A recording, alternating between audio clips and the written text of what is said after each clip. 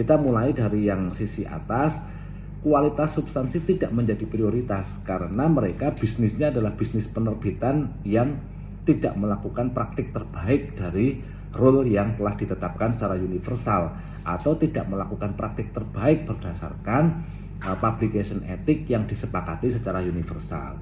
Maka label jurnal predator atau penerbit predator pasti artikel yang diterbitkan itu memiliki bobot ilmiah yang rendah atau tidak terverifikasi. Tidak ada kebaruan.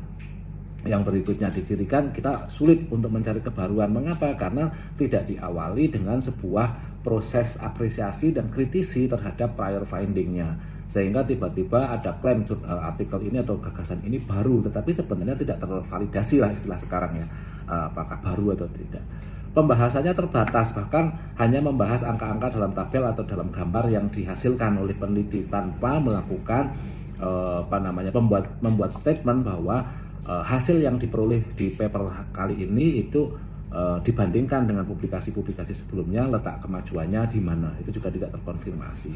Bahkan metodenya kacau, tidak bisa dimengerti atau tidak pas untuk misalnya kita membuat hipotesis A, B, tetapi kemudian metodenya tidak berfungsi sebagai jembatan untuk menghasilkan hasil. Tapi paling mudah adalah untuk membuktikan atau untuk mendeteksi, ya bukan membuktikan tapi mendeteksi jurnal itu tend to predatory journal atau mengarah pada jurnal predator adalah kualitas terbitannya rendah. Biasanya tidak rapi acak-acakannya, tabel terpotong misalnya, bahasanya kacau, mungkin bisa bahasa Inggris juga tetapi tidak bisa dimengerti bahasa Inggrisnya.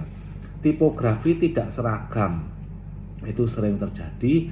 Ada atau bahkan banyak salah ketik, gambar dan tabel tiba-tiba muncul, tidak kemudian di state first in previous paragraph, tapi tiba-tiba muncul gambar, muncul tabel, sehingga nggak ngerti tabel itu fungsinya untuk apa.